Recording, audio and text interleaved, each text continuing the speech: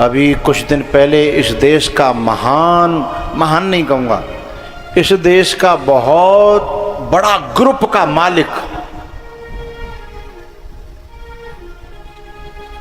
सहारा लिखा देखा है तुमने कई जगह, सहारा ग्रुप का मालिक कोई नाम बता सकता? हाँ, सुब्रत रॉय। कितना पैसा था बता सकता हूं? कोई बता सकता? कोई माइक लाल बताएगा तो तब जब कंप्यूटर गिन पाएंगे। पूरा रंजीतपुरा नहीं, पूरा शमशाबाद ब्लॉक, फतेहाबाद तहसील, आगरा जिला, और भी आगे चले जाओ, इन जिन पे पूरी संपत्ति जितनी होए बाको अकेलो मालिक हतो। पर 3 दिन तक लाश सड़ती रही, औलाद आग देवे के लिए विदेश से आई नहीं।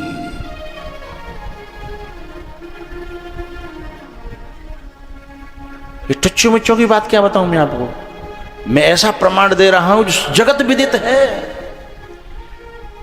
फिर तीसरे दिना कऊ और नहीं आगे दई।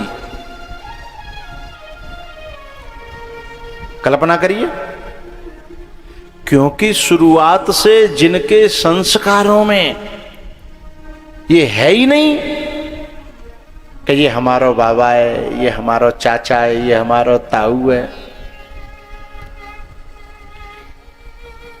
ये जो बच्चा जो हमारे मुकेश से जो कथा की बात कर रहा था कई सालों से, रंजीतपुरा का जो बालक, क्या नाम है उसका? अमित। कई सालों से सूचना मेरे पास में भी थी। तो उससे मैंने एक दिन कहा कि तू आगे बैठा कर। सो कान पकड़ के बोले, मेरे बाबा, मेरे चाचा ताऊ आगे बैठते हैं, इससे ज्यादा मुझे और क्या चाहिए। ये संस्कार है माँ बाप का दिया हुआ, खानदान का दिया हुआ, जो अपने बुजुर्गों को आगे बैठाने में जिसका दिल खुश हो जाता हो। नहीं कोई और होता ना, हैं? काय को चाचा, काय को ताऊ, काय को बाबा, है हटा पीछे, आंखें भराई, बोलो मुझे बहुत खुशी होती है। मैं इन्हीं के आशीर्वाद से, नहीं मैं तो किसी लायक था ही नहीं। जब आपके साथ फक्कड़ बाबा पे जब मैं खेलता था तो मैं ही जानता हूं कि मेरी हालत और मेरे घर की हालत क्या थी। लेकिन आज इन्हीं बुजुर्गों के, इन चाचा ताऊओं के आशीर्वाद से, भगवान की कृपा से, आपके संस्कारों से, बस इन्हें मैं बैठे हुए देखता हूं, कलेजा भर आता है, हृदय भर आता है। ये हिंदुस्तान है, ये भारत का संस्कार है, ये माँ बाप का दिया हुआ, बोया हुआ हृदय में बीज है संस्कृति का।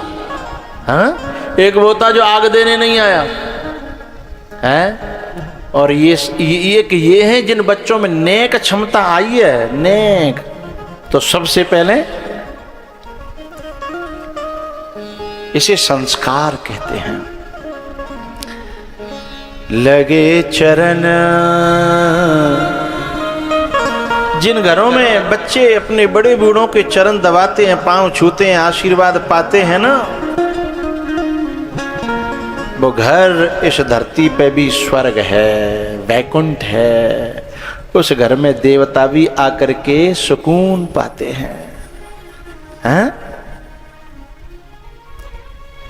जहाँ नातियों के और बेटों के सिर पे बुजुर्गों का हाथ हो, हैं? और जहाँ के बुजुर्ग मुंह पे तारों लगाए अपनी इज्जत बचाए फिर रहे हों, हैं? ये बुजुर्ग क्या नहीं देते, ये बुजुर्ग क्या नहीं देते ये सिर्फ बद्दुआ नहीं देते।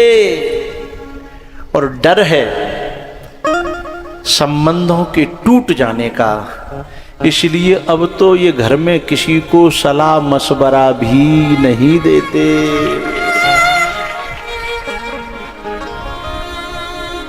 हाँ, डर है। का इज्जत रह जाएगी हवाल जाने में, मोहब्बत का जो जवाब देता तो बे घर नहीं है, ये शमशान है, उनमें भूत प्रेत रहते हैं, उनको इंसान नहीं कहता मैं। जिनके डर से बुजुर्गों के मुंह पे ताला लगा हो, इज्जत बचाए फिर रहे हो, वो घर नहीं है, वो भूतों के शमशान है। रामायण में लिखा है घर मसान जन परिजन भूता, वे भूतों के घर हैं। घर तो वे हैं बुजुर्गों की आज्ञा लेकर के, और बुजुर्गों के मन में भीतर कोई बात चल रही हो, वह पहले ही समझ के और आके सरप्राइज दे कि बाबा तुम्हारे मन में थी ना कथा कराने की, अब तुम्हारे बालक नाती अब ठीक हो गए हैं, लो नारियल दे दो। आ हा। घर तो वे हैं, संतान तो वे हैं, संतति तो वे हैं, बेटा तो वे हैं।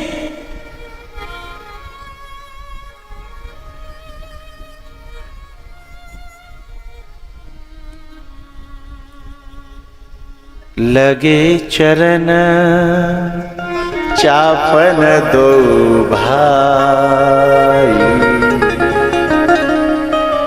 लगे चरण चापन दो भाई।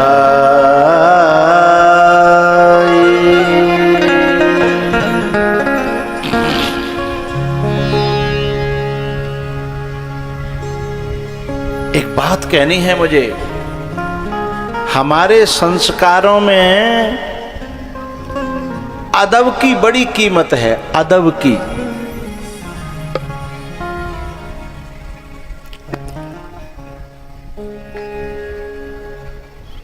लक्ष्मण जी, भरत जी, शत्रुघ्न जी राम का अदब करते हैं। अच्छा एक बात बताना, मैं अभी की जनरेशन की बात कर रहा हूं। 2 साल बड़ा भैया है, 2 साल बड़ा, और उससे छोटा जो बच्चा है वो अभी 1 साल का है और वो 3 साल का है। अब मम्मी कह रही है कि बेटा बड़ा भैया है, पांव छू ले। वो उठ करके क्या कहता है, जाके जाके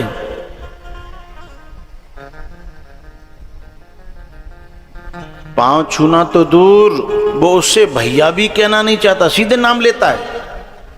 मां परेशान है। 2 साल के बड़े को बड़ा नहीं मानता वो।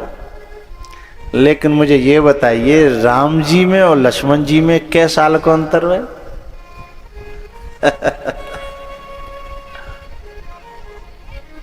बताइए, सोच लीजिए, बताइए क्या राम जी में और भरत जी में कै साल का अंतर है? राम जी में और शत्रुघ्न में कै साल का अंतर है? साल तो छोड़ो, महीना तो छोड़ो, हफ्ता तो छोड़ो, पूरा दिना तो छोड़ो, घंटन पे आ जाओ, मिनटन पे आ जाओ। केवल इतना सा अंतर और अदब इतना बड़ा। कल्पना करिएगा,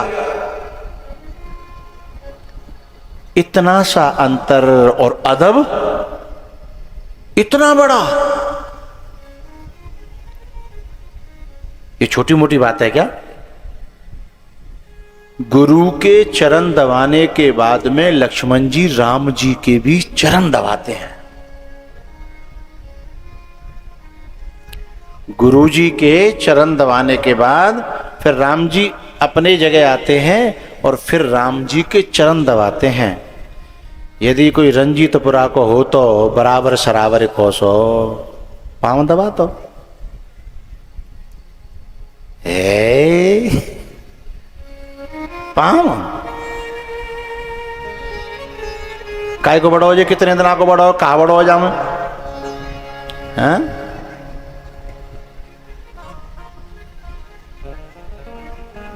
जिनमें थोड़ा भी कोई अंतर ही नहीं है, ये समझ लो कहने को तो, लेकिन माँ बाप ने बता दिया, संस्कार डाल दिया कि ये बड़ा है, बस भीतर चला गया, अदब बन गया। और यही अदब भीतर गहराइयों में चला गया तो चाहे वो दुनिया से लड़ सकता है पर अपने से बड़े से लड़ेगा नहीं। अदब है ना, बात समझ में आ रही है? वो अदब जो है घर में फूट नहीं आने देगा। जो बड़े ने कह दी तो कह दी, आदत पड़ गई शुरू से, बड़े के सामने हम बोलते ही नहीं है। हम बड़े के सामने जो है सिर नहीं उठाते, आंख नहीं उठाते। लड़ना तो बड़ी बात है। वो लक्ष्मण जी जो परशुराम को आड़े हाथों ले लेते हैं, किन परशुराम को? जिन्होंने कितनी बार न जाने कितने राजा महाराजाओं की बलि चढ़ा दी हैं, उनके सामने ये छोटा सा लक्ष्मण, अभी जाके रेख नहीं आई है, दनादन दनादन दनादन दनादन। लेकिन जैसे ही राम की आंखें न टेढ़ी होती हैं और इशारा किया, बोले पीछे आ जा। ये संस्कार है, ये अदब है, यही परिवार को बांध के रखता है। और ये टूटा तो परिवार में सब कुछ टूट जाता है। फिर को कौन को भैया, को कौन को बाप हैं, को कौन की भाभी, इसी से तो रिश्ता बना है। और ये संस्कार जिनके टूट जाते हैं, फिर वे औरों से नहीं लड़ते, फिर वो घर में ही लड़ते हैं। औरों से नहीं लड़ते। पता है जिस समय राम जी को वनवास हुआ तो लक्ष्मण ने क्या कहा था? हमारे यहां चुनाव होता है राजा के लिए, मंत्री, मुख्यमंत्री, विधायक के लिए, तो आधे में से यानी एक वोट इतना ज्यादा है जाए भाई की सरकार बनती है ना। राम जी के अयोध्या में कितने वोट थे? 2 वोट छोड़ दो, मंथरा और केकई। 2 वोट छोड़ दो। ऐसा और कौन था जो राम का राज्य नहीं चाहता? लक्ष्मण जी ने कहा था कि आप ये गलत कर रहे हो प्रभु, आप मुझे आज्ञा दो, यदि लड़ना पड़ा तो मैं युद्ध करने को तैयार हूं, मैं तुम्हें सिंहासन पे बिठाना चाहता हूं। कौन है जो हमारे सामने खड़ा हो जाए? कौन है जो हमें वनवास दे दे? कौन है जो हमें घर से निकाल दे? मुझे लड़ना पड़ा तो मैं किसी से भी लड़ जाऊंगा। मेरी बात को जरा गौर से सुनिएगा, बात परिवार की कहनी है मुझे।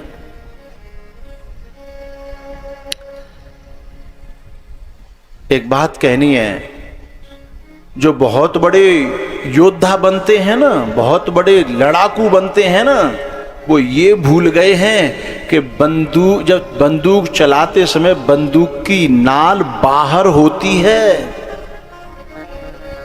और बंदूक की नाल भीतर हो गई तो युद्ध में विजय के बजाय हार मिलेगी। कुछ लोगों को यही नहीं पता कि चलो ठीक है, तुम्हें लड़ने का स्वभाव है, तुम्हारा है, तुम क्षत्रिय हो, लड़ने का स्वभाव है, पर ये तो सीखो लड़ना कहां है और कहां, यही भूल गए। कहां लड़ना है, कहां नहीं लड़ना है। जब लड़ने की बात आई और लक्ष्मण जी की बातों में राम आ गए होते तो जो हस्तिनापुर में हुआ, बोलो, और जो शमशाबाद के गांव गांव हैरो है, वही अयोध्या में हो जाता। लेकिन राम ने क्या प्यारी बात कही, लक्ष्मण तुम जीतना चाहते हो कि हारना? बोले मुझे हारने का शौक नहीं है, मैंने हारना सीखा ही नहीं है। बोले मैं जीतना चाहता हूं। बड़े प्यार से राम जी ने कहा तुम्हें अभी जीतना आता ही नहीं है, कहीं जीत कर जीता जाता है और कहीं हार कर जीता जाता है। किससे युद्ध करोगे? उस पिताश्री से? वचन तो उनका दिया हुआ है, जिन्होंने मेरे को राज पे बिठाने की कितनी कल्पनाएं करी हैं, जिन्होंने मेरे को पाने के लिए जाने कितने कितने यज्ञ करे हैं। तुम उनसे लड़ोगे जिन्होंने जो है छत्री होते हुए मांगहूं भीख त्याग निज, एक वशिष्ठ जैसे गुरु के पास जाकर के झोली फैलाई कि मेरी झोली में संतान डाल दो, तब हम मिले। उस बाप से लड़ोगे तुम? क्या ये लड़ने की जगह है? जब हमको नींद नहीं आती थी, रात में प्यास लगती थी, भूख लगती थी, तो माँ कैकेयी कौशल्या के पास आती थी कि लाओ जी तुम पे ना चुप है रोजे हैं, और अपनी गोद में लेके रात में सोती थी, लोरी सुनाती थी। क्या उस कैकेयी से लड़ोगे तुम? किससे लड़ोगे? क्या उस भरत से लड़ोगे? उस भरत से जिसने कभी मेरे सामने आंखें उठा करके देखा नहीं है, उस भरत से लड़ोगे? किससे लड़ोगे? लक्ष्मण तुम जो गलती कर रहे हो, गलती करने की सोच रहे हो, बस यही गलती मनुष्य का जो भारत का जोशीला युवान मनुष्य यही गलती करता है। जोश में आकर के ये होश खो जाता है कि हम किन से लड़ने चले हैं और इनसे लड़कर के परिणाम क्या आएंगे, ये बात भूल जाता है। इनसे लड़ेंगे हम और लड़के क्या पाएंगे ये बता। बाप को जलील करके क्या पा जाओगे तुम? मां को जलील करके तुम क्या पा जाओगे? भैया को जलील करके तुम क्या पा जाओगे? युद्ध करना ही है ना, तो कभी समय आएगा जहां युद्ध करना चाहिए, वहां मैं भी तुमसे कहूंगा कि अब लड़ो। लक्ष्मण अपनों से लड़ा नहीं जाता, अपनों से युद्ध जीतने के लिए हारा जाता है। और लक्ष्मण एक बहुत बड़ी बात बताऊं,